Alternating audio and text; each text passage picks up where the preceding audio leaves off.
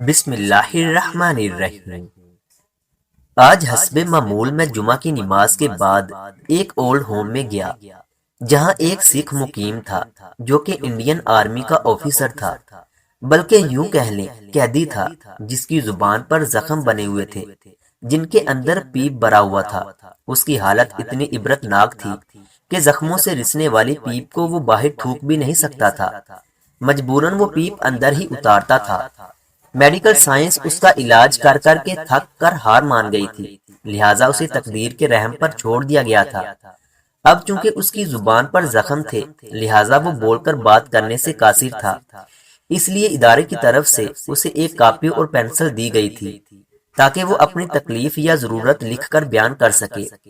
جب میں نے اس سے صحت کے متعلق دریافت کیا تو اس نے ساری تفصیل بتا دی کہ ڈاکٹرز اپنی طرف سے پوری کوشش کرنے کے بعد ہار مان چکے ہیں۔ اب ان کا کہنا ہے کہ موت ہی تمہاری اس اذیت کو کم کر سکتی ہے۔ میں نے فوراً سے موضوع بدلا اور اس کی جاب کے متعلق سوال کیے۔ پھر اس نے ایک ایسا واقعہ سنایا کہ میری روح تک لرز گئی۔ میں اس کے عذاب کو سمجھ گیا۔ سکھ آرمی آفیسر نے بتایا کہ وہ کشمیر میں تعینات تھا۔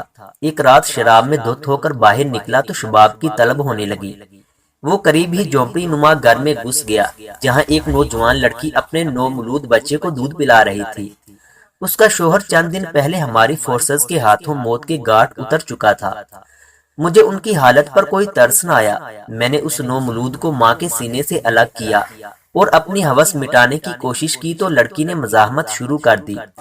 میں نے لڑکی کے دونوں بازوؤں اور دونوں ٹانگوں میں گولیاں داغ دی تاکہ وہ مزاحمت کے قابل نہ رہے، مگر اس کے باوجود بھی وہ اپنا جسم مجھ سے پامال کروانے سے بچنے کی کوشش میں ہلتی جلتی رہی، یہاں تک کہ میرے سپاہیوں نے اس کے سینے پر پاؤں رکھ لیے اور میں نے اس کی عزت پامال کرنا شروع کر دی۔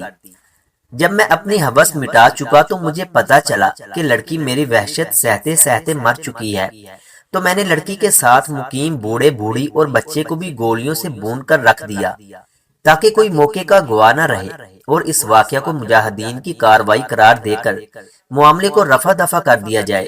مجھ سے سب سے بڑا ظلم یہ ہوا، مگر میری نظر میں یہ ظلم نہیں تھا، کیونکہ وہاں روز کشمیری لڑکیاں انڈین آرمی اور ہندو پنڈتوں کے ہاتھوں لٹتی تھیں۔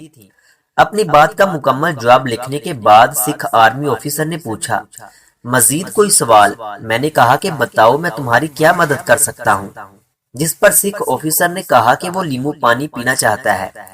میں نے اس کی خواہش کی تکمیل کر دی۔ اس کے بعد الوداع کلمات کہتے ہوئے اٹھنے لگا تو سکھ آرمی آفیسر کی طرف سے سوال آیا، پاکستانی ہونے کے باوجود تم نے کوئی نفرت کا اظہار نہیں کیا؟ تو میں نے اسے بتایا کہ مسلمان ہونے کے ناطے تم اس وقت قابل رحم حالت میں نظر آئے تو تم پر رحم کیا۔ باخدا اگر میدان جہاد میں سامنا ہوا ہوتا اور تو صحیح سلامت سامنے ہوتا تو امت مسلمہ کی ایک ایک بیٹی کا حساب لیتا۔ میری دہکتی آنکھوں کو دیکھ کر وہ سکھ لرزنے لگا اور مزید کوئی سوال نہ کر سکا۔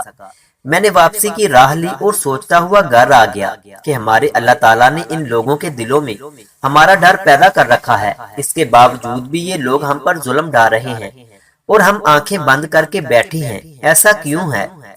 اگر ویڈیو اچھی لگے تو اسے لائک کریں اور مزید اس طرح کی ویڈیوز دیکھنے کے لیے ہمارے یوٹیوب چینل علم روم کو سبسکرائب کریں۔ ملتے ہیں اگلی ویڈیو میں، تب تک کے لیے اللہ حافظ۔